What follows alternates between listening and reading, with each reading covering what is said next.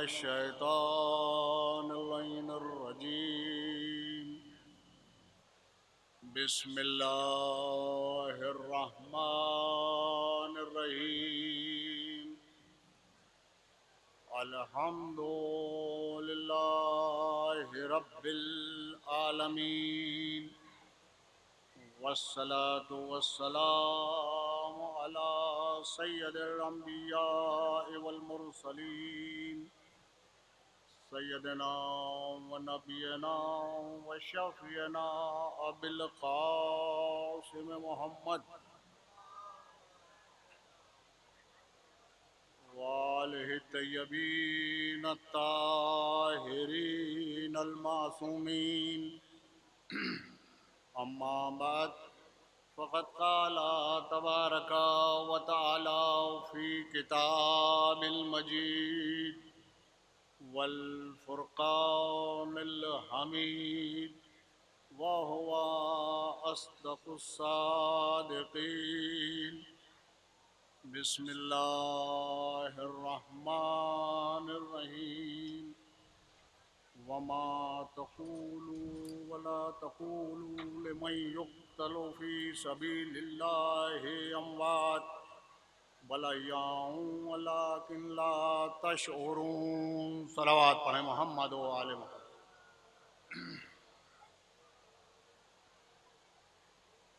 ایک صلوات اور بآواز بلند جناب شہید ثالث علیہ الرحمہ کی بلندی مقامات۔ برادران ایمانی،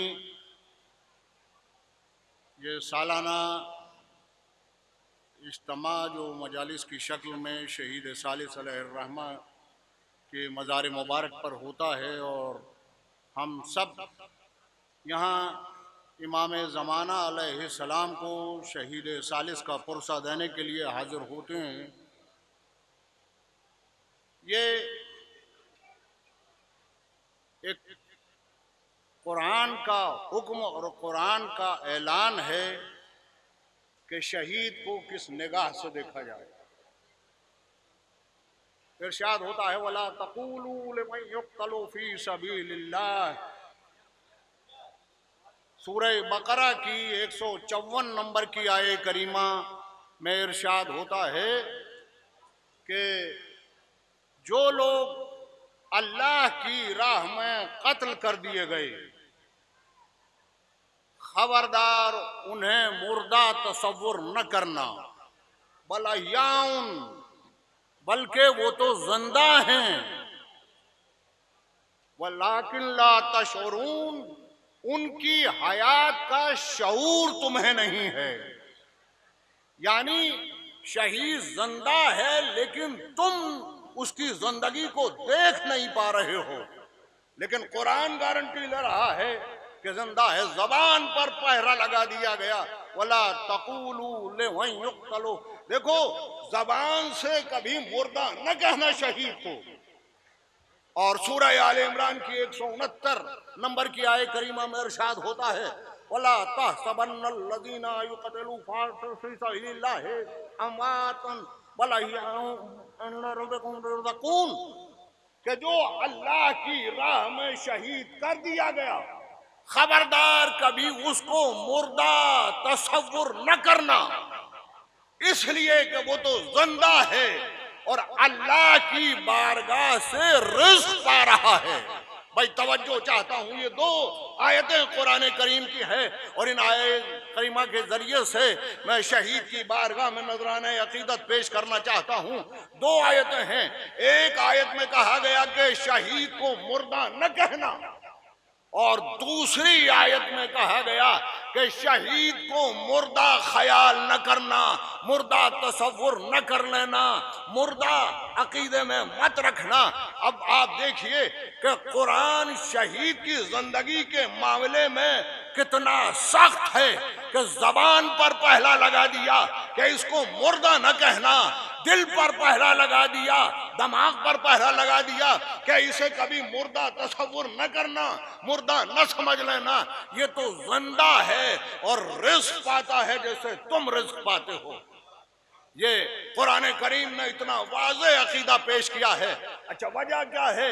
وجہ یہ ہے کہ ہمارے جو شعور ہے، ہمارا شعور کا ہے، ہمارا شعور یہ ہے کہ ہم کسی چیز کو چھو کر محسوس کرتے ہیں، کسی چیز کو دیکھ کر محسوس کرتے ہیں، کسی چیز کو چکھ کر محسوس کرتے ہیں، کسی چیز کو سونگھ کر محسوس کرتے ہیں، یعنی حواس خمسہ جو ہیں ان کے ذریعے سے چیز محسوس کی جاتی ہے۔ لیکن کیونکہ شہید کو ہم دیکھ رہے ہیں کہ سر کٹائے ہوئے میدان میں پڑا ہوا ہے، تو اب جو سر کٹائے ہوئے پڑا ہے تو دنیا کے بڑے سے بڑے ڈاکٹر کو لا کر کھڑا کر دیا آپ نے، کہا کہ بھائی اسے آپ دیکھیے اور اس کی نبض تلاش کیجئے، تو اس نے کہا نہیں یہ تو مر گیا، اسے تو اب ڈیتھ سرٹیفکیٹ دے دینا چاہیے۔ تو دنیا جسے ڈیتھ سرٹیفکیٹ دے رہی ہے، اللہ نے کہا کہ نہیں، مردہ نہیں ہے، زندہ ہے، اور ایسا زندہ ہے کہ ہم نے اسے زندگی جاوید عطا کر دی۔ چلو ہاتھ پڑھیں محمد و آل محمد۔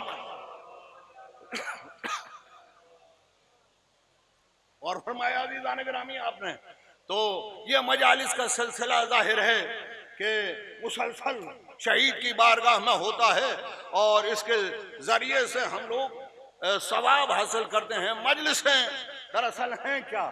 ظاہر ہے کہ 2 مہینہ 8 دن مسلسل ہم نے عزاداری کی، اس کے بعد میں کسی کا انتقال ہوا تو سوئم کی مجلس ہے، پھر چہلم کی مجلس ہے، پھر ترہیم کی مجالس ہیں، کبھی مزار کے اوپر مجلسیں ہیں، کبھی درگاہوں پر مجلسیں ہیں۔ تو لوگ کہتے ہیں کہ اتنی کثرت سے مجلسوں کا فائدہ کیا ہے؟ عزیزان گرامی، مقام مجلس کو سمجھیے۔ میں اپنی گفتگو کو انشاءاللہ جو عنوان میں نے اٹھایا ہے اس کے سامنے عرض کروں گا اس کے آگے، لیکن پہلے مقام مجلس کو سمجھیے کہ مقام مجلس کیا ہے۔ مقام مجلس یہ ہے کہ جہاں مجلس ہو رہی ہے تو معصومین کی روایت ہے، یہ عباس نقوی کا خطاب نہیں ہے، معصومین کی روایت یہ ہے کہ آسمان سے جب فرشتے دیکھتے ہیں زمین کی طرف تو یہ دیکھتے ہیں کہ ایک نور ہے کہ جس کی شعاعیں آسمان کی طرف آ رہی ہیں۔ تو یہ فرشتہ اللہ سے سوال کرتا ہے، یہ فرشتوں کا گروہ ہوتا ہے، یہ سوال کرتے ہیں اللہ سے کہ پالنے والے یہ کیسا نور ہے کہ جو زمین سے آسمان کی طرف آ رہا ہے۔ معصومین کی احادیث آپ کی خدمت میں بیان کر رہا ہوں، تو پروردگار عالم کہتا ہے کہ یہ نور دراصل مجلس حسین کا نور ہے، اس لیے کہ زمین کے اوپر مجلس حسین برپا کی جا رہی ہے، اور یہ جو شعاع نور کی تم دیکھ رہے ہو یہ مجلس کا نور ہے۔ چنانچہ وہ فرشتے یہ کہتے ہیں کہ پروردگار عالم ہمیں بھی اجازت دے دے کہ ہم جا کر شریک مجلس ہو جائیں۔ چنانچہ شریک مجلس ہونے کے لیے انہیں مجلس میں بھیج دیا جاتا ہے۔ یہ فرشتوں کا گروہ آتا ہے، مجلس میں شریک ہوتا ہے، اور جب مجلس ختم ہو جاتی ہے تو واپس جنت میں جاتا ہے۔ اب یہ معصوم کی حدیث ہے عزیزان گرامی کہ جب یہ فرشتے جو مجلس میں شرکت کر کے واپس گئے تو دوسرے فرشتوں سے جب ان کی ملاقات ہوئی تو انہوں نے کہا کہ تم جنت کے کس حصے میں گئے تھے کہ تمہارے جسم سے ایسی خوشبو آ رہی ہے کہ ہم نے آج تک ایسی خوشبو نہیں سونگھی۔ توجہ چاہتا ہوں عزیزان گرامی، تو اس پر وہ یہ جواب دیتے ہیں کہ ہم جنت کے کسی کونے میں نہیں گئے تھے، ہم تو زمین پر گئے تھے، زمین پر مجلس حسین منعقد ہو رہی تھی۔ تو یہ کہتے ہیں کہ ہمیں بھی مجلس میں لے کر چلو، تو یہ فرشتے کہتے ہیں کہ مجلس تو ختم ہو گئی۔ یہ دوسرا گروہ کہتا ہے پروردگار عالم اب جو مجلس ہو تو ہمیں اجازت دینا کہ ہم جائیں۔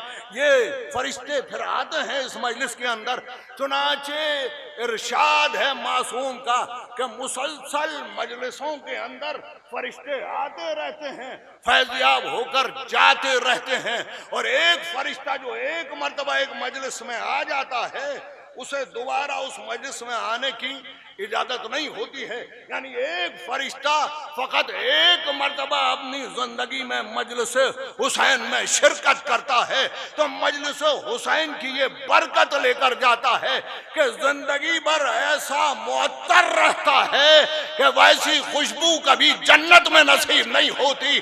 اب یہاں پر میں آپ سے یہ سوال کرنا چاہتا ہوں کہ ایک فرشتہ ایک دن ایک مجلس میں آیا اور ایسا معطر ہو کر واپس گیا. ہم تو سال بھر مجلسیں کرتے ہیں, ہم تو سال بھر مجلسیں سنتے ہیں, تو مجلس حسین سے ہم نے کتنا حاصل کیا؟ اگر حسینیت کی خوشبو کردار میں بسی نہیں ہے تو مجلس حسین کا وہ فائدہ نہیں ہے جو مجلس حسین کا فائدہ ہونا چاہیے تھا. صلوات پڑھیں محمد و آل محمد.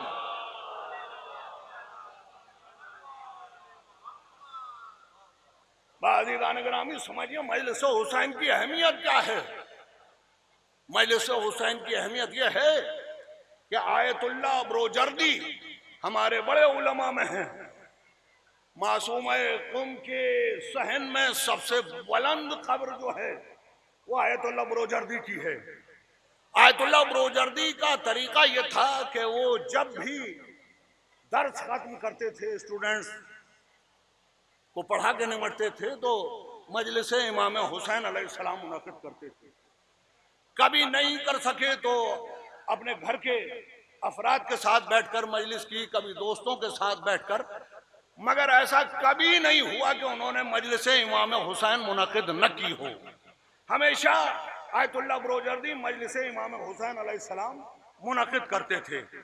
تو طوفان آ جائے, زلزلہ آ جائے, کتنا ہی بڑا مصیبت کا پہاڑ ٹوٹ جائے, مگر آیت اللہ بروجردی مجلس امام حسین علیہ السلام قضا نہیں کرتے تھے.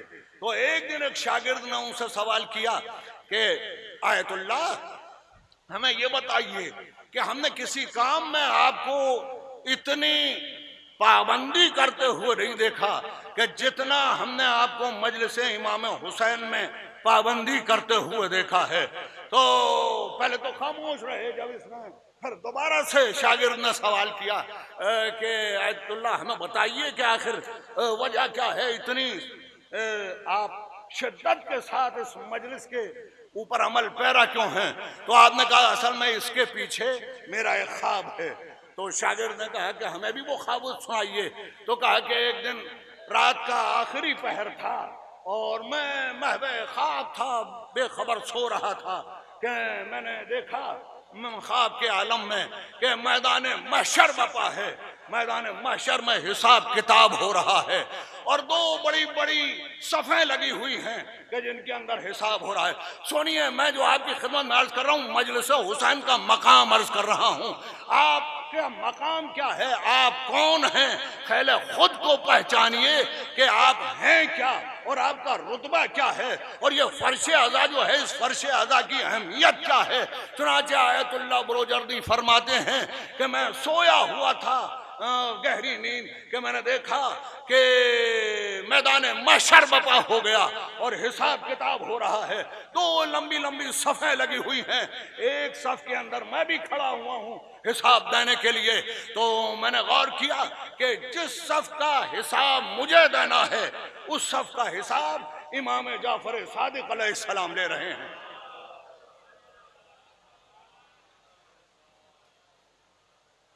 اور وہ ایک دوسری صف تھی کہ جو ہماری صف سے بھی زیادہ لمبی صف تھی, اس صف کا حساب امام حسین علیہ السلام لے رہے تھے.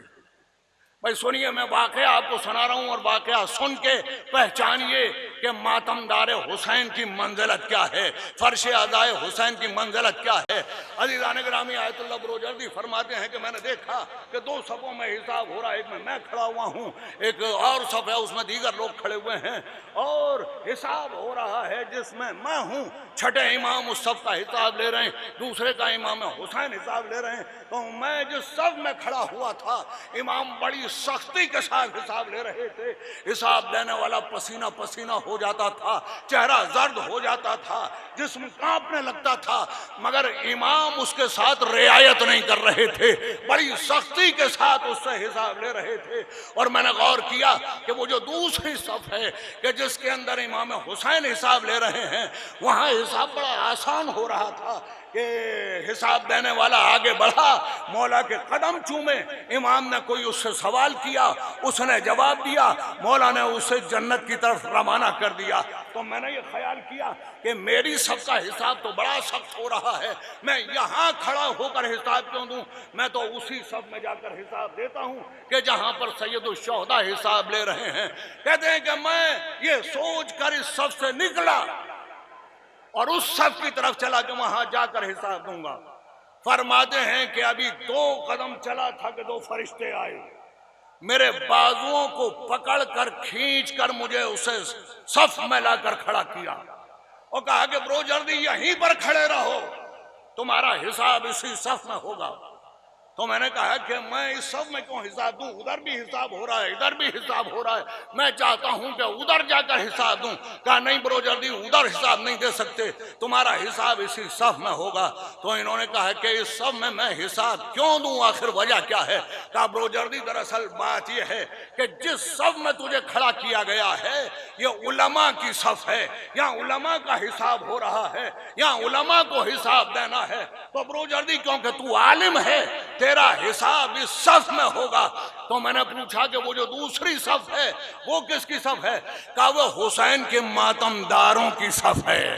توجہ چاہتا ہوں عزیزو، کہا یہ حسین کے ماتمداروں کی صف ہے۔ کہتے ہیں میری آنکھ کھل گئی، اسی وقت میں نے گھر والوں کو جگا کر مجلس حسین منعقد کی، اور اس دن سے برابر مجلس حسین منعقد کرتا ہوں اور اللہ سے یہ سوال کرتا ہوں اور دعا کرتا ہوں کہ پالنے والے میں تیرے حسین کا ماتمدار ہوں، میرا حساب حسین کے ماتمداروں کے ساتھ لینا، علماء کی سب میں میرا حساب نہ لینا۔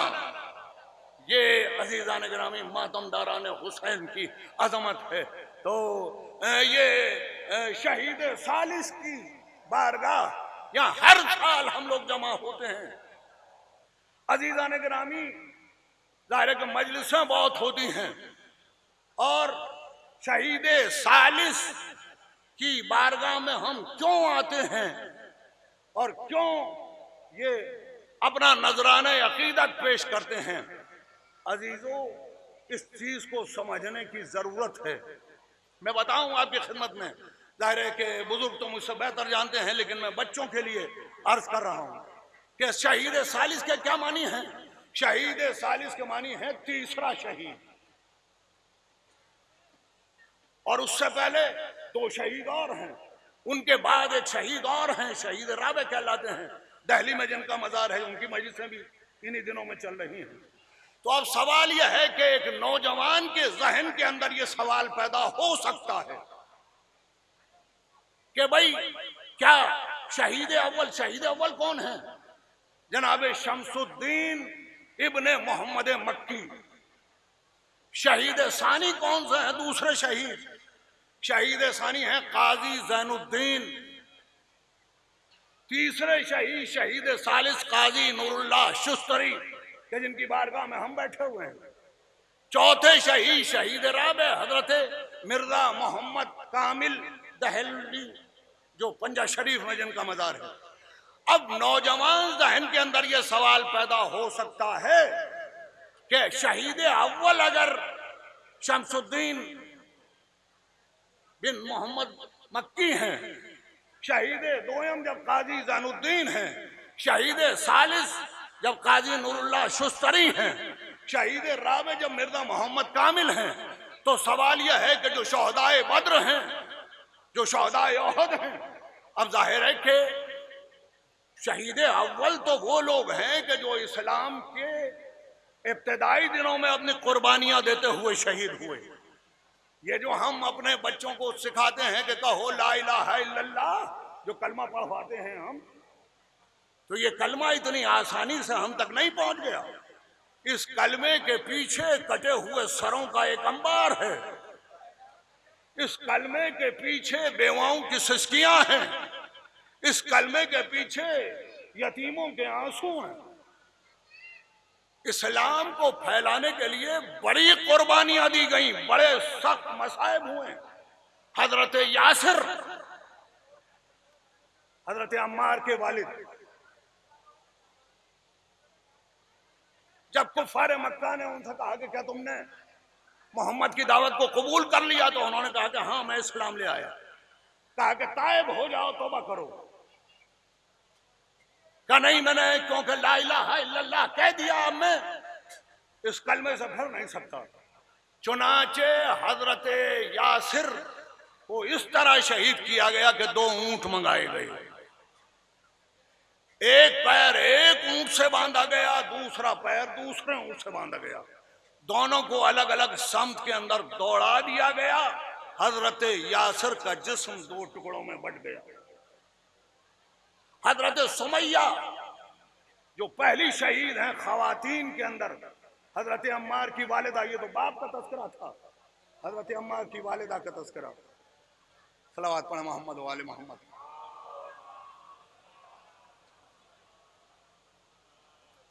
دیکھیے یہ کوئی گاڑی نمبر ہے DL 9CBC 0699۔ یہاں اس میں کوئی مسئلہ ہے باہر شاید، تو اس گاڑی کے جو اونر ہیں، جی کسی نے پائپ توڑا ہے اس کا، تو جو اس گاڑی کے اونر ہیں وہ اس کو جا کے دیکھ لیں۔ صلوات پڑھیں محمد و آل محمد پر۔ بھئی باآواز بلند صلوات پڑھیے آپ لوگ محمد و۔ تو کیا کیا قربانیاں ہیں؟ حضرت یاسر، عمار کے والد، عمار کی والدہ، ابو جہل ان کے پاس آیا کہ کیا تو نے کلمہ پڑھ لیا؟ کہا میں نے کلمہ پڑھا۔ کہا تائب ہو جا۔ کہا نہیں، میں نے توحید کا اعلان کر دیا، آپ توبہ نہیں کر سکتی۔ اس نے ایک بھالا آپ کے شکم مبارک میں مارا کہ جس کی ضرب سے شہید ہو گئی۔ حضرت بلال حبشی، تاریخ لکھتی ہے کہ جب دوپہر کا وقت ہوتا تھا پتھر جلنے لگتے تھے، حضرت بلال کو ان گرم پتھروں پر لے جا کر کپڑا اتار کر لٹا دیا جاتا تھا، آپ کے سینے کے اوپر بھاری پتھر رکھ دیے جاتے تھے، اور پھر آپ کا مالک امیہ، کیونکہ آپ غلام تھے لہذا آپ کا مالک امیہ بن خلف ہاتھ میں اپنے دوسرے غلاموں کو خاردار کوڑے دے کر کہتا تھا کہ اس پہ جب تک کوڑے برساؤ جب تک لاتو حبل نہ کہنے لگے۔ حضرت بلال کے جسم پر کوڑے پڑتے رہتے تھے، خون بہتا رہتا تھا، گرمی سے آپ کی پشت کی چمڑی پگھلنے لگتی تھی، اور جتنا زیادہ وہ کوڑے مار کر کہتے تھے کہو لاتو حبل، حضرت بلال احد احد کی آوازیں بلند کیا کرتے تھے۔ دنیا یہ کہتی ہے کہ اسلام تلوار کے زور سے پھیلا، میں آواز دیتا ہوں کہ مجھے مغرب کا مفکر بتائے کہ اسلام امیہ کے ہاتھ میں ہے یا بلال کے ہاتھ میں ہے؟ بھائی اسلام تو تلوار کی دھار پر چل کر آگے بڑھتا جا رہا تھا، کفر پیچھے چھوڑتا جا رہا تھا۔ صلوات پڑھیں محمد و آل محمد۔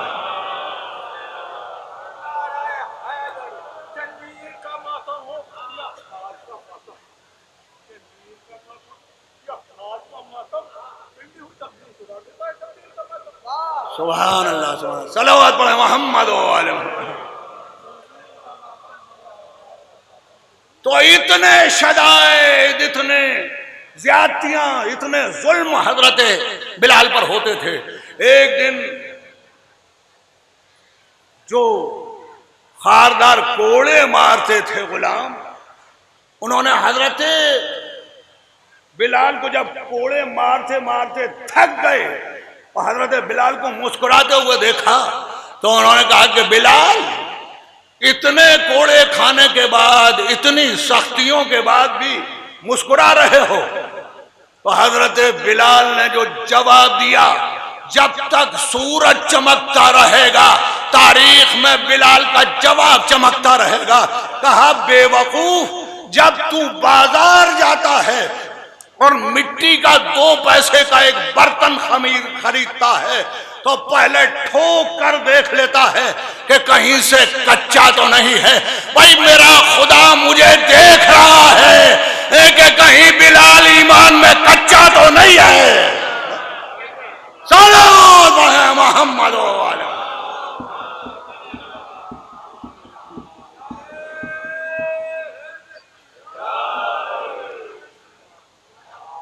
تو عزیزان گرامی، میں یہ گفتگو کر رہا تھا آپ سے کہ نوجوان ذہن کے اندر یہ سوال پیدا ہو سکتا ہے کہ حضرت یاسر پیغمبر کے زمانے کے شہید ہیں، شہدائے احد، شہدائے بدر، سب پیغمبر کے زمانے میں کفار کے ہاتھوں سے جو لوگ مارے گئے مکے کے اندر سب شہید ہیں.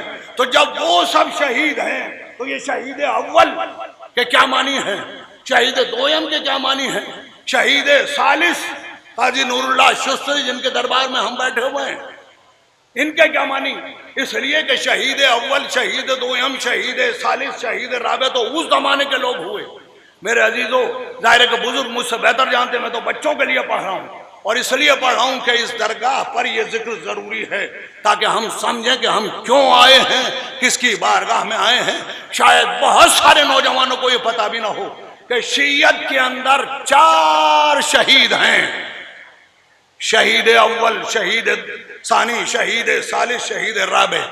یہ وہ شہید ہیں کہ شیعت کے چہرے پر جو آج سرخی نظر آتی ہے یہ ان کے خون کی سرخی کا اثر ہے. تو وہ اسلام کا دور تھا کہ جب قربانیاں پیغمبر کے زمانے میں دی گئیں، مگر پیغمبر کے بعد جب مولائے کائنات کی ولایت کا اعلان ہوا، پیغمبر کے بعد جب اس اعلان کو دبایا گیا اور حکومت نے آ کر اس ولایت کو دبایا، تو اب اس ولایت کو جو بچا کر دنیا میں پھیلاتے رہے ان کا نام ہے وہ فقہا، کہ جن فقہا نے شیعت کو بچایا. عزیزان گرامی، اسلام کا پودا جو شجر بنا ہوا آج آپ کو دکھ رہا ہے، اس پودے کے اندر شہداء کے خون کا سینچا ہوا پانی ہے. اسی طرح سے شیعت جو آپ کو نظر آ رہی ہے، یہ شیعت یوں ہی نہیں مل گئی. خدا کی قسم میں یہ جملہ کہا کرتا ہوں کہ ہم اپنے خون کے سمندر میں ڈوب کر کنارے پر پہنچے ہیں، مگر بات یہ ہے کہ ہم سر جھکا کر نہیں پہنچے، سر اٹھا کر نہیں پہنچے. عزیزان گرامی، اگر آپ میں سمجھا سکوں، اور میں سمجھتا ہوں کہ ایک صلوات کے صدقے میں سمجھا پاؤں گا، اس لیے کہ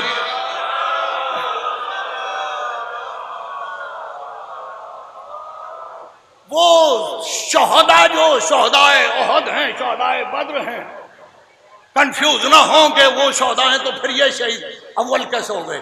یہ وہ شہید ہیں کہ جنہوں نے ولایت علی ابن ابی طالب کو بچانے کے لیے، یہ ہمارے فقہ، ہمارے مراجع ہیں کہ جو تقیے میں تھے اور ولایت آل محمد کی حفاظت کر رہے تھے، مگر جب ایسے مواقع آئے کہ آپ نے دیکھا کہ اب تقیہ ضروری ہے یا شہادت ضروری ہے، تو انہوں نے تقیے کو ترک کر دیا، شہادت کی سرخروئی کو اپنا لیا. یہ ہیں وہ ہمارے فقہا. تو اب میں آپ کی خدمت میں عرض کرتا ہوں شہید ثالث حضرت قاضی نور اللہ شستری جن کے ہم دربار میں بیٹھے ہوئے ہیں. عزیزان گرامی، یہ شہید ولایت ہے، یہ شہید مودت ہے. یہ قاضی نور اللہ شستری مشہد کے اندر تھے، 14 سال کی آپ کی عمر تھی. ہندوستان میں اس وقت مغلیہ سلطنت کا دور تھا، اکبر بادشاہ کی حکومت تھی یہاں پر. اکبر بادشاہ کے 9 رتنوں کے اندر کم سے کم 4 9 رتن وہ تھے کہ جو شیعہ تھے اور تقیہ میں تھے. چنانچہ فیروز شاہ تغلق جو مغل بادشاہوں سے پہلے کا بادشاہ ہے، اس نے شیعت کو رفض قرار دے کر، رافضی شیعوں کو قرار دے کر اس نے بہت قتل عام کرایا تھا۔ تو یہاں کے سارے شیعہ تقیہ کے اندر تھے۔ اب وہ تقیہ مسلسل چلتا چلا آ رہا تھا۔ اب جو اکبر کے دربار کے اندر 9 رتن تھے، جن میں ابو الفضل تھے، فیضی تھے، ملا احمد تھے، شیرازی تھے، انہوں نے یہ محسوس کیا کہ اب ہمارا تو زمانہ آخری ہے، کوئی ایسا ہونا چاہیے ہمارے بعد کہ جو عالم شیعت کو اس دائر کے اندر پھیلائے۔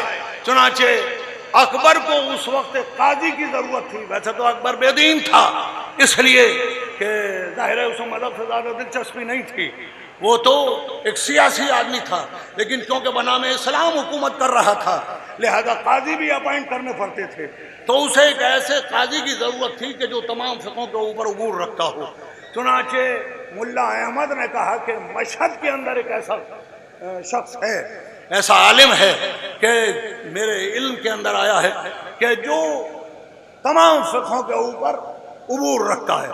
چنانچہ حضرت کو خط لکھا گیا اور آپ کو یہ بتایا گیا کہ جو عرش و آرام آپ کو مشہد کے اندر ہے وہ ہندوستان کے اندر میسر نہیں ہو سکتا، لیکن کیونکہ یہاں شیعت کا سوال ہے، شیعت کی تبلیغ کا سوال ہے، تو اگر آپ یہ منظور کرتے ہوں کہ وہ آپ کو آرام و آسائش جو وہاں ہیں اسے ترک کر کے یہاں آ جائیں، تو آپ نے لکھا کہ شیعت کی خوشبو کو ہندوستان میں پھیلانے کے لیے اگر مجھے کانٹوں اور تلواروں پہ سے گزرنا پڑے تو گزروں گا۔ صلوات پڑھے محمد۔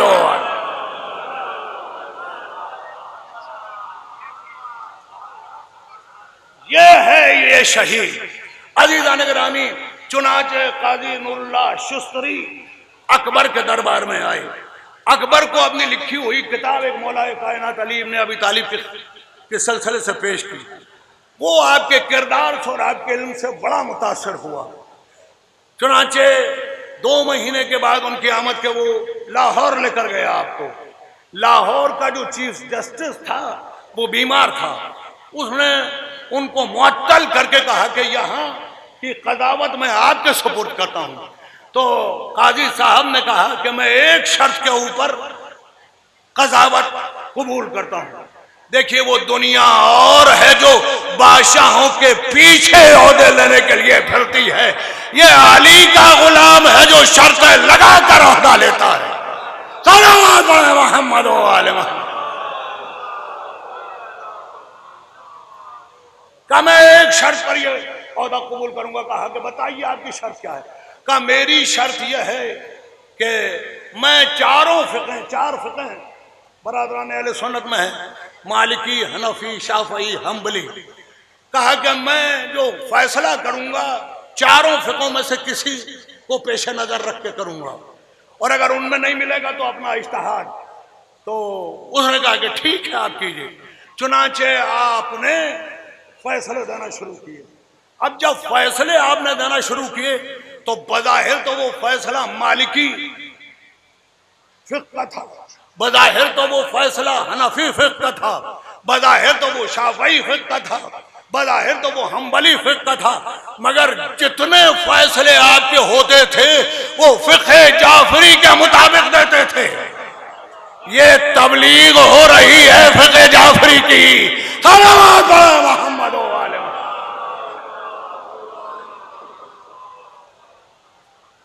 چنانچہ اس وقت کے جو علماء تھے انہوں نے محسوس کیا کہ یہ تو تمام جو فیصلے دے رہے ہیں وہ فقہ جعفری کے مطابق، تو انہوں نے شکایت کی اکبر سے کہ یہ تو فقہ جعفری کی تبلیغ کر رہے ہیں۔ اس نے بلایا اور بلانے کے بعد ان علماء کو بھی بلایا۔ ان علماء کو بلانے کے بعد اس نے کہا کہ بتاؤ کیسے کہتے ہو؟ وہ فیصلے لے کر آئے وہ سب لوگ کہ اس شخص کا یہ فیصلہ دیا، یہ فقہ جعفری کا فیصلہ ہے۔ حضرت قاضی نور اللہ شستری نے کہا کہ یہ فیصلہ امام حنبل کی اس فقہ میں اس نمبر پر ہے۔ انہوں نے کہا کہ یہ تو فیصلہ فلاں امام شافعی کا ہے۔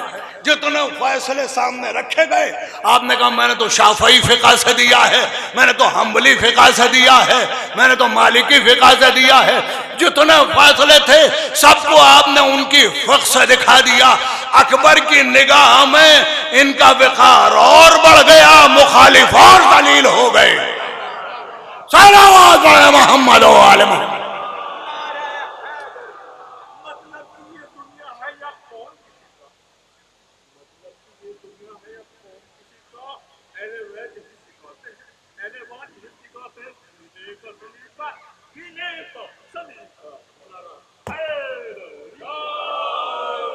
تو عزیزان گرامی نتیجہ یہ ہوا. پھر اس کے بعد میں اکبر کو متا کے سلسلے کے اندر ایک کوئی مسئلہ درپیش ہو گیا. انہوں نے علماء سے پوچھا، انہوں نے کہا کہ یہ تو جعفری فقہ ہے، ہماری فقہ میں نہیں ہے. آپ نے کہا کہ امام مالک کی فقہ کے اندر یہ موجود ہے، آپ نے نکال کر دکھایا. اب اکبر کی نگاہ میں آپ کا وقار اور بڑھ گیا. عزیزان گرامی، جو ابو جہل کے پیرو ہوتے ہیں وہ ذلیل ہوتے ہیں، جو علی کا پیرو ہوتا ہے وہ فتح یاب اور عزت مآب ہوتا ہے. جو علی کے پیرو ہوتے ہیں وہ اپنے نقش چھوڑ کر جاتے ہیں. نتیجہ یہ ہوا کہ ظاہر ہے کہ اکبر جہاں دیدہ آدمی تھا اس کے سامنے کوئی بات نہیں چل پڑی. مگر جب اکبر کا انتقال ہو گیا اور اس کا بیٹا سلیم جو جہانگیر کے نام سے آج مشہور ہے، جو جب تخت حکومت پر آیا تو وہ اکبر کی طرح کھلے ذہن کا نہیں تھا، نہ وہ ویسا سیاسی تدبر رکھتا تھا. چنانچہ علماء نے اس کے کانوں کو بھرنا شروع کیا. وہ متعصب بھی تھا. انہوں نے کہا کہ یہ تو شیعہ عالم ہے اور شیعہ فقہ کے مطابق فیصلے دیتا ہے. اس نے کہا کہ کوئی ثبوت لے کے آؤ تو میں مانوں. مگر ثبوت دے کے تو پہلے ذلیل ہو چکے تھے، اس لیے کہ قاضی نور اللہ شستری نے انہوں کی فقہ سے تمام مسائل کو ثابت کر دیا تھا. اب مسئلہ یہ ہوا کہ اب کیا کیا جائے. تو حضرت قاضی نور اللہ شستری درس بھی دیا کرتے تھے. چنانچہ ان لوگوں نے ایک چال یہ چلی کہ ایک لڑکے کو شاگرد بنا کر بھیجا اور شاگرد بن کر یہ ان کے ساتھ میں رہا اور ان کا اتنا اعتماد حاصل کر لیا. قاضی نور اللہ شستری اس وقت 2 کتابیں لکھ رہے تھے. ایک کتاب آپ کی مکمل ہو گئی تھی، مجالس المومنین، جس میں علماء کا تذکرہ تھا، اور دوسری کتاب وہ جو لکھ رہے تھے وہ احقاق الحق تھی. یہ احقاق الحق کیا ہے؟ یہ میں بچوں کے لیے مجلس پڑھ رہا ہوں، آپ کے لیے نہیں پڑھ رہا ہوں. اس لیے کہ بچوں کو پتہ ہونا چاہیے کہ وہ آگرہ ہر سال آتے ہیں تو کیوں آتے ہیں اور ہم کون ہیں، یہ 4 شہید کون ہیں، ان کے کیا احسانات ہم پر ہیں. اگر یہ چاروں نہ ہوتے تو آج فقہ جعفری دنیا کے اندر اس طرح نہ ہوتی. صلوات پڑھ محمد و آل محمد.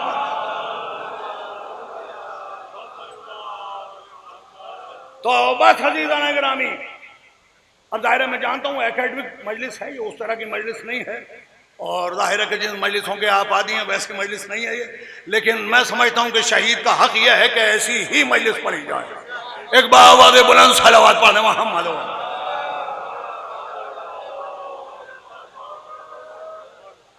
تو انہوں نے ایک شاگرد ان کے یہاں داخل کر دیا. احقاق الحق لکھ رہے تھے. احقاق الحق کیا ہے؟ احقاق الحق ہے فضل بن روزبہان ایک بڑا عالم تھا. اس نے ہمارے عالم علامہ ہلی ان کی ایک کتاب جس میں انہوں نے ولایت علی ابن ابی طالب کو ثابت کیا، اس نے ولایت علی ابن ابی طالب کی رد میں فضل بن روحان نے کتاب لکھی علامہ ہلی کی رد میں. حضرت قاضی نور اللہ شستری احقاق الحق میں فضل بن روزبہان کا جواب لکھ رہے تھے. عزیزو، مجالس المومنین اور احقاق الحق یہ دونوں کتابیں آپ کی شہادت کا باعث بنی. یہ بھی ایک اعجاز ہے کہ جو ہلاک ہوتے ہیں وہ جہالت میں ہلاک ہوتے ہیں، جو شہادت پاتے ہیں وہ تحریریں لکھتے ہوئے شہید ہوتے ہیں. صلوات علی محمد و آل محمد. احقاق الحق میں کیا لکھا؟ مولائے کائنات علی ابن ابی طالب کی ولایت کو ثابت کیا. حضرت قاضی نور اللہ شستری کا یہ پیغام ہے کہ جب تک کوئی شیعہ زندہ رہے فضائل علی، مصائب امیر المومنین اور ولایت علی کو مسلسل نشر کرتا رہے۔ احقاق الحق آپ نے لکھی ولایت علی کے لیے۔ آج دنیا یہ کہتی ہے کہ بھئی آج وہ زمانہ نہیں ہے، آج یہ نہ پڑھیے، آج ولایت نہ پڑھیے، آج اس طرح کا سوال آپ ممبروں سے نہ کیجئے۔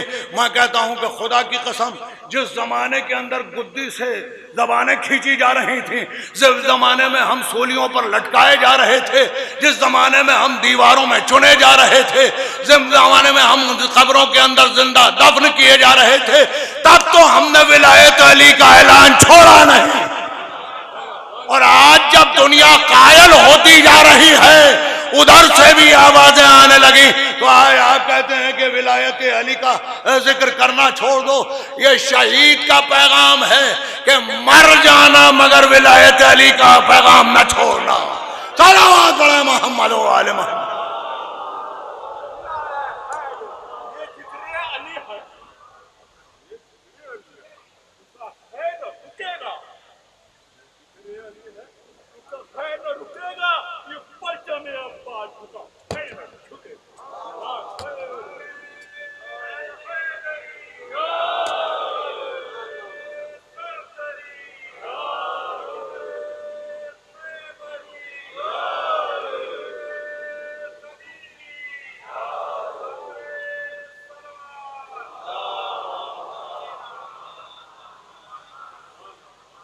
چنانچہ جہانگیر نے یہ کہا کہ مجھے ثبوت لا کر دو کہ یہ شیعہ ہے تو میں سزا دوں گا۔ اب ثبوت پہلے دے چکے تھے، بے بس تھے، مگر جانتے تھے کہ یہ شیعہ ہیں۔ چنانچہ ایک شاگرد کو ان کے پیچھے لگایا اور اس نے اتنا اعتماد حاصل کر لیا کہ وہ ان کی لائبریری کے اندر بے روک ٹوک جانے لگا۔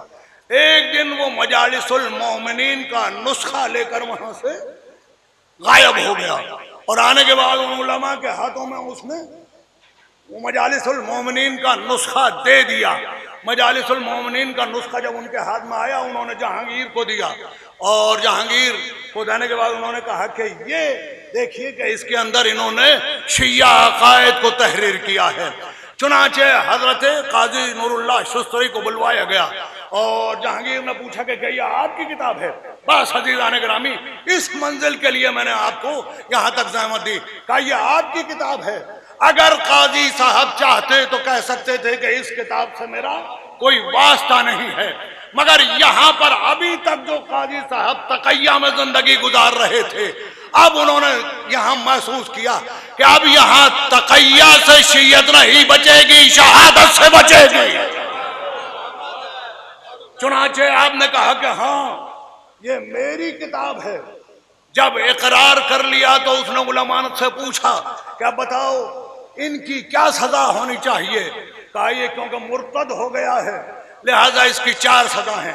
پہلی یہ کہ 100 کوڑے مارے جائیں، دوسری یہ کہ ان کو گرم سیسا پلایا جائے، تیسری سزا یہ ہے کہ ان کی زبان گدی سے کھینچ لی جائے، اور چوتھی سزا یہ ہے کہ ان کو یوں ہی بے گور و کفن چھوڑ دیا جائے۔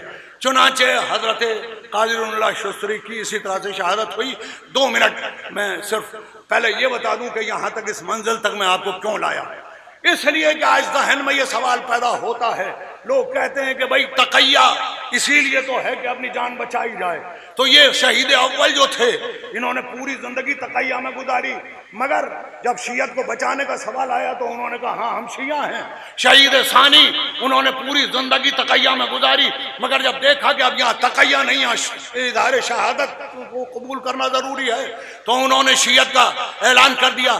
قاضی نور اللہ شستری جب انہوں نے دیکھا کہ اب یہاں تقیہ نہیں بلکہ شہادت کو چننا چاہیے تو انہوں نے شہادت کو چنا۔ عزیزان گرامی، تقیہ جان بچانے کے لیے ہے، مگر جان تب تک بچانے کے لیے ہے جب تک ایمان خطرے میں نہ ہو۔ جب ایمان خطرے میں ہو، میں قرآن سے ایک مثال پیش کر دوں، بس یہیں پہ میں نے مجلس کو تمام کیا۔ ایک باوالِ بلند صلوات پڑھ دے محمد و آل محمد۔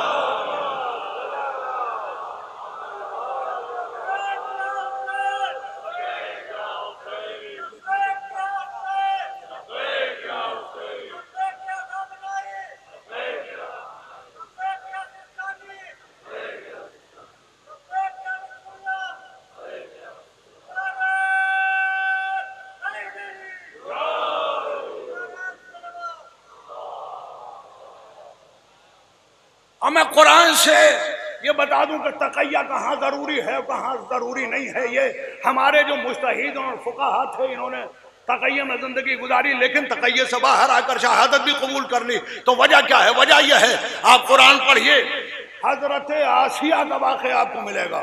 کون ہے حضرت آسیہ؟ حضرت آسیہ وہ ہیں کہ جنہوں نے فرعون کے محل کے اندر حضرت موسیٰ کی پرورش کی. اب میں تمام عالم اسلام کو چیلنج کرتا ہوں کہ حضرت آسیہ کی زندگی میں مجھے ایک سجدہ دکھائیں. حضرت آسیہ کی زندگی میں کہیں توحید کا اقرار دکھائیں. فرعون کے محل میں رہ رہی تھی، اگر کہیں توحید کا اظہار کر دیتی تو حضرت آسیہ شہید کر دی جاتی. شہید کر دی گئی. حضرت آسیہ نے شہادت قبول کی، مگر کب؟ جب حضرت موسیٰ کو پروان چڑھا دیا. تو شہادت کا فلسفہ سمجھیے، تقیہ کا فلسفہ سمجھیے کہ تقیہ وہاں تک ہے جب تک آپ پروان چڑھا دیں. جب آپ نے پروان چڑھا دیا تو اب شہادت آپ کی منزل ہے، تقیہ آپ کی منزل نہیں ہے. ایک سجدہ حضرت آسیہ کی زندگی میں نہیں ہے جب تک کہ جناب موسیٰ کو پروان نہیں چڑھا دیا. تو قرآن کیا کہتا ہے؟ قرآن کہتا ہے کہ ہم نے آسیہ کے لیے جنت میں ایک محل تعمیر کر دیا. بھائی کیا کارنامہ تھا آسیہ کا؟ بڑی نمازی تھی، بڑی سجدہ گزار تھی، بڑا توحید کا اقرار کرتی تھی. پوری زندگی میں کہیں سجدہ نہیں، کہیں توحید کا اقرار نہیں. قرآن کہتا ہے کہ ہم نے جنت میں آسیہ کے لیے محل تعمیر کر دیا ہے. کیوں؟ کارنامہ کیا تھا؟ کارنامہ یہ تھا کہ موسیٰ کو اپنی گود میں ایمان چھپا کر پال دیا. بھائی قرآن نے معیار بتا دیا کہ جو اپنی گود میں کسی نبی کو ایمان چھپا کر پال دے، بھائی تو موسیٰ کو جو پالے اسے جنت میں محل مل جائے، اور جو موسیٰ کے سردار کو اپنی گود میں پالے. ایک مرتبہ اللہ نے کہا کہ بتاؤ ابو طالب، تم نے ایمان کو چھپا کر میرے محمد کو اپنی گود میں پالا، بتاؤ جنت میں محل لینا چاہتے ہو یا میرا سے جنت لینا چاہتے ہو؟ کہا ہے پالنے والے مجھے تو جنت کا ایک محل بھی کافی ہو جاتا، لیکن اگر میں جنت میں محل لینے پہ تیار ہو جاؤں تو دنیا موسیٰ اور تیرے حبیب میں فرق نہ کر پائے گی، مجھے میرا سے جنت عطا کر دے.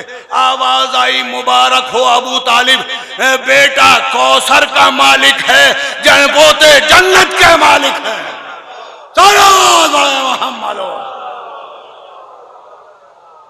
بس ارباب اعجاز مسلسل مجلسیں ہیں، اس سے آگے جانے کی گنجائش نہیں ہے. تو میں نے آپ کی خدمت میں عرض کیا کہ شیعت کو بچانے کے لیے ہمارے علماء نے کس طرح قربانیاں دیں. اس طرح جیسے آپ پودے کو دیکھتے نا، پودا اگر پودا آپ نے دیکھا ہے کہ وہ 10 سال کی عمر میں آپ نے دیکھا کہ وہ پودا کسی نے لگایا، اور اس کے بعد میں آپ نے 15 سال کے بعد دیکھا کہ وہ ایک جوان درخت بن گیا.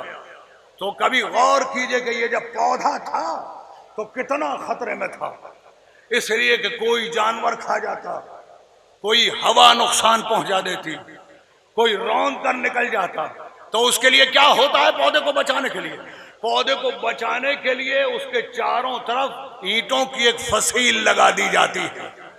یہ جو ہمارے شہداء ہیں، یہ جو قاضی نور اللہ شستری ہیں، یہ شیعت کو پروان چڑھانے کے لیے چاروں طرف ایک دیوار بن گئے شیعت کی، اور انہوں نے اس طرح سے شیعت کو پروان چڑھایا کہ وہ آج ایک تناور درخت بنا ہوا ہے.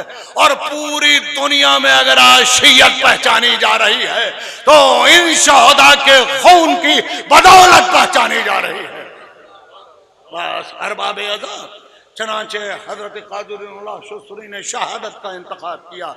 آپ کو ایک تختے سے باندھ کر خاردار تازیانے مارے گئے، اور ابھی 70 قاضیانے غربت کا عالم ہے، وطن سے دور ہیں، نہ کوئی عزیزوں میں پاس ہے نہ اقربا میں پاس ہے، مگر آل محمد کے دین کا تحفظ کرنا ہے. 70 کوڑے کھائے، 63 سال کی عمر تھی، آگے کی سزائیں جو تجویز کی گئی تھی ان کی تاب نہ لائے، ابھی 70 کوڑے کھائے تھے کہ جان جسم سے نکل گئی، مگر ان جلاد علماء نے کہا کہ ابھی سزاؤں کا نفاذ ضروری ہے، چنانچہ تخت سے اتارا گیا، گرم سیسا منہ میں ڈالا گیا، گدی سے زبان کھینچی گئی، اور جس جگہ پر آپ یہ مزار دیکھ رہے ہیں اس زمانے میں یہ ایک جنگل تھا، یہاں کوڑے کا ڈھیر تھا، شہید کی لاش کو یہاں پر ڈال دیا گیا۔ ایک ایران کا تاجر آیا ہوا تھا، اس نے خواب میں دیکھا کہ بیوی روتی ہوئی کہا کہ میرا بیٹا بے گورو کفن فلا مقام پہ پڑا ہے، تو جا کے دفن کر دے۔ وہ اپنے ساتھیوں کو لے کر آیا، یہاں دفن کر دیا۔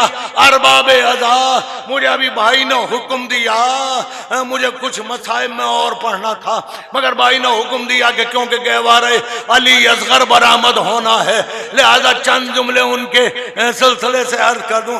ارباب عزا، یہاں تو علی اصغر کی یہ اہمیت ہے کہ کربلا کا علی اصغر شہیدوں کا علی اکبر ہے، اس لیے کہ شہادت علی اصغر وہ ہے کہ جس نے تاریخ کا دھارا بدل دیا۔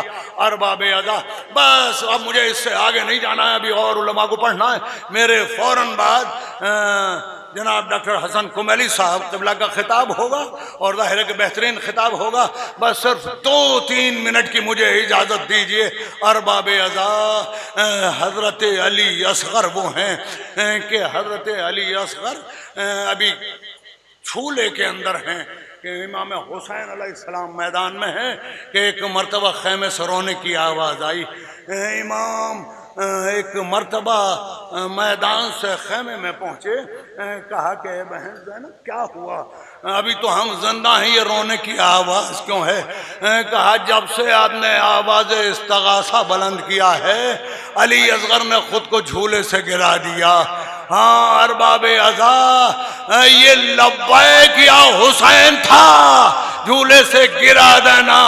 آواز استغاثہ پر لبیک کرنا ہر ذی شعور پر واجب ہے۔ علی اصغر نے کہا ہے آقا میں پیدل چل کر نہیں آ سکتا، خود کو جھولے سے گرا دیا۔ حسین آگے بڑھے، ایک مرتبہ علی اصغر کو گود میں لیا، حضرت رباب سے کہا ایسا معلوم ہوتا ہے کہ علی اصغر کے اوپر اب پیاس کا بہت زیادہ غلبہ ہو گیا، اگر تم مناسب سمجھو تو میں میدان میں لے جاؤں اور پانی کا مطالبہ کروں۔ کہا کہ آپ کو اختیار ہے امام، آپ اس وقت کے دور کے امام ہیں، ہر چیز کا آپ کو اختیار ہے، مگر ذرا سی دیر کے لیے مجھے علی اصغر کو دے دیجئے۔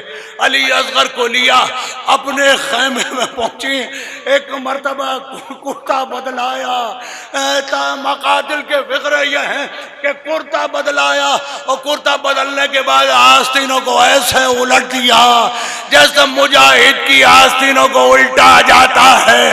اس کے بعد ایک مرتبہ چہرے کو چوم کر عجب الفاظ کہے، مقتل میں یہ جملے ملتے ہیں، کہا کہ میرے لال ابھی تھوڑی دیر کے بعد دادی سے ملاقات ہوگی، جب دادی یہ کہیں کہ ماں نے کرتا تو بدلا دیا مگر تیرا منہ نہ دھلایا، تو کہہ دینا کہ خیمے میں پانی نہ تھا، ماں بڑی مجبور تھی۔ ارباب عزا، حسین علی اصغر کو لائے،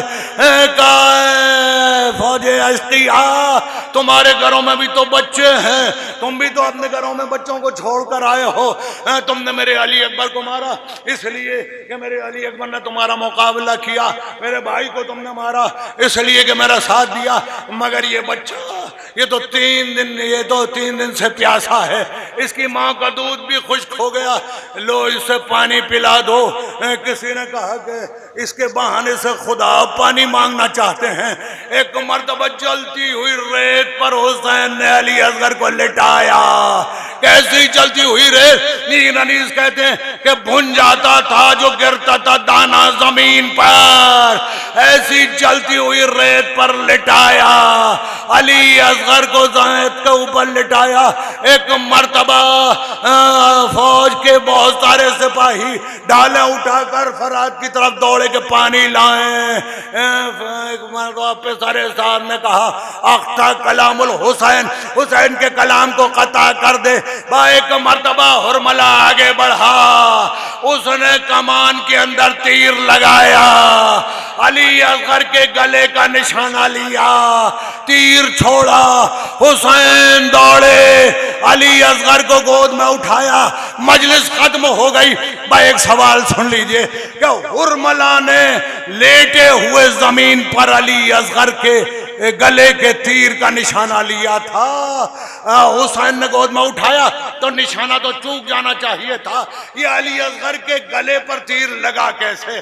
ارباب عزا لو سن لو کہ علی اصغر کی قربانی کتنی بڑی قربانی ہے۔ زمین پر اٹھا کر امام حسین نے جو اٹھایا تو نشانہ تو ہرملہ کا چوک گیا، اس لیے کہ زمین پر لیٹے ہوئے بچے کا نشانہ لیا تھا، گود میں اٹھایا تو نشانہ چوک گیا، مگر علی اصغر کے گلے پر تیر لگا کیسے؟ اس لیے کہ علی اصغر تو زد سے نکل گئے مگر حسین کا قلب مبارک تیر کی زد پہ تھا۔ علی اصغر نے گلا آگے کیا، ایک مرتبہ تیر گلے پہ پڑا، اس کان سے اس کان تک ذبح کیا، مسکرا کے دیکھا بابا، ارے آپ کا بازو زخمی ہو گیا، بابا معاف کرنا، تیر کا بال بڑا تھا، میرا گلا چھوٹا تھا۔ اللہ